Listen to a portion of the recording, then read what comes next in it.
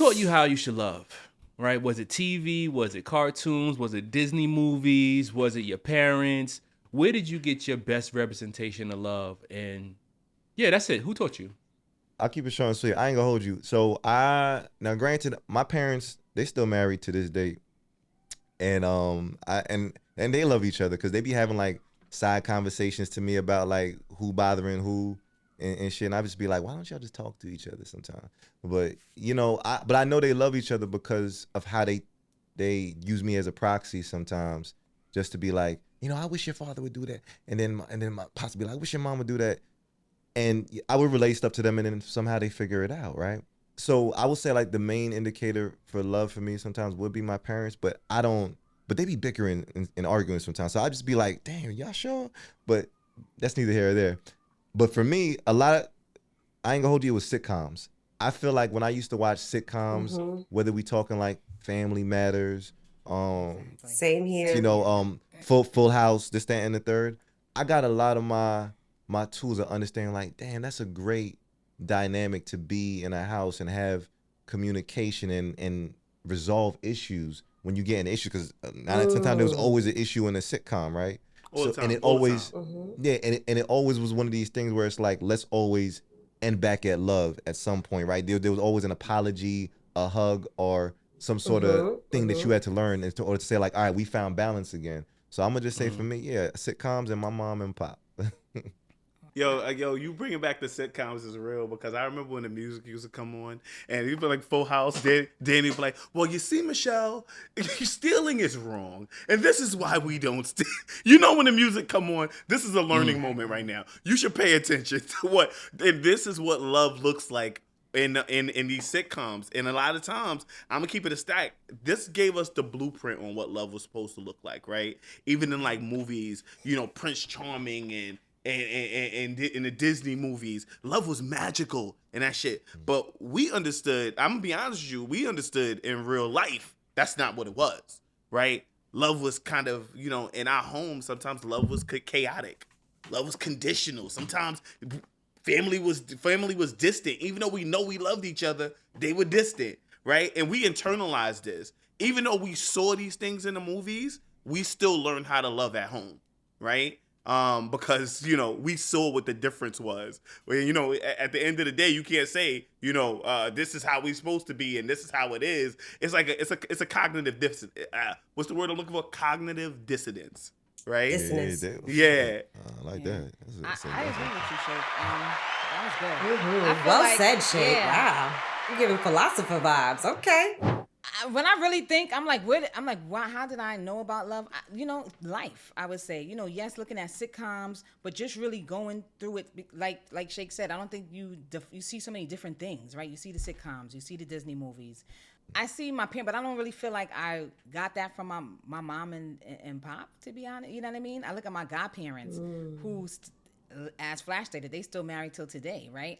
Now, I'm not saying and I've talked about this before in a prior episode. Now, I'm not saying that they've never argued in life. I've never seen them argue at all. You know what I mean? So just looking at them and how they banter with each other and how they, you know what I mean? They always with each other and stuff like that. But I would say definitely sitcoms. Like that gives us a little taste of, what we wanted to experience or what we known to be loved. Like, oh, look at this, or, oh, he took her books from the locker, or he's carrying her books home and things of that. So I think that was my first real experience about what it would hope to look like through the sitcoms and through Disney and stuff like that. But I think overall, just going through life and you stumble upon it, you know what I mean? And then you learn it as you go, with every person that either when you have puppy love too, then it grows to, this is, as it grows is how you kind of experience it. That's what I was saying. Yeah.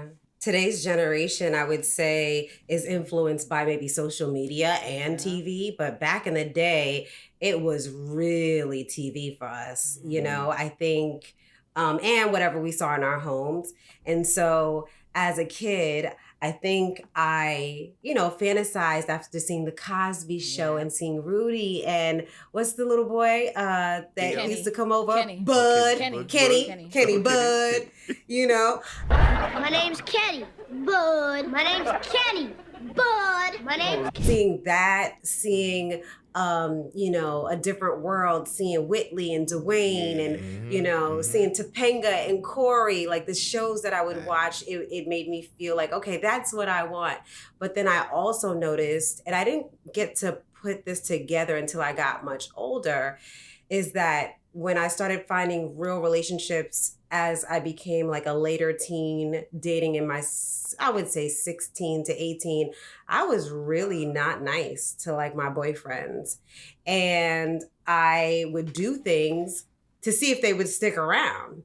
And I started to evaluate that when I was going through therapy as a, adult in my late 20s. And I was like, okay, it's because I was imitating what I saw in my home. Like I saw my dad being super abusive and my mom staying.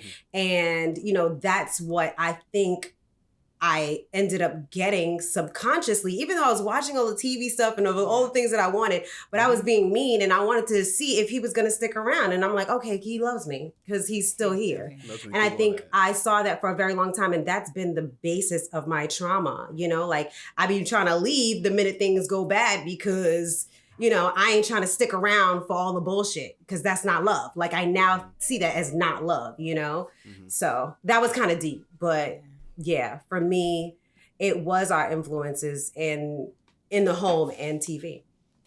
Well, all right. Look, let's just talk about your childhood, okay? Let's talk about your childhood. Let's talk about your childhood. Yeah, I agree. I think that I did get my influences from a lot of cartoons. Like Disney movies was big for me. And I feel like the real life instance of love that I can remember as a kid were my great-grandparents. My great-grandfather loved on my great-grandmother something crazy, and she would curse him out. It was crazy. Really? Yo, my great-grandmother was one of Show me something he would do. Say best, something he would do. He paid all the fucking bills. He take care of everything. Like he was the provider of all providers, and he was inspirational in a way, right? And I think that they were a great example of love for me because he would never leave. No matter what my grandmother would say or whatever she would do, he would just eat that shit, brush it off, and be fine about it. And it blew my mind as a kid because on TV they didn't talk like that. You know what I mean? On TV they didn't treat each other like that. But he was able to just like brush off all that bullshit. He was like, she just bugging. I love her, and we just gonna move on from there. In hindsight, it sounds very toxic. Not that I'm saying it out loud, but it worked for them. It sound really toxic. They died together. They was like 80 plus years together. After he passed away, she passed away shortly after. Like it was like they was connected in that kind of way, and it worked for them. I just want to add this one more thing. After them, I would say my godfather, the Martin family, my dad's best friend. They were like the real life Huxtables. Like Eric Martin had 3 kids. He had 1, 2, 3. They have 3 kids. No, 4 kids. 4 kids. Oh, Robin, look at those sweet little faces.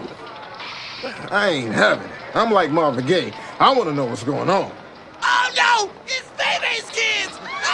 3 girls, 1 boy, and he was like a super father. He would take them to sports events and have birthday parties and have barbecues, and that was such a clear indication of like a loving real life Huxtable setup for me. So I think that those 2 real life examples and cartoons helped shape my vision of love as a kid.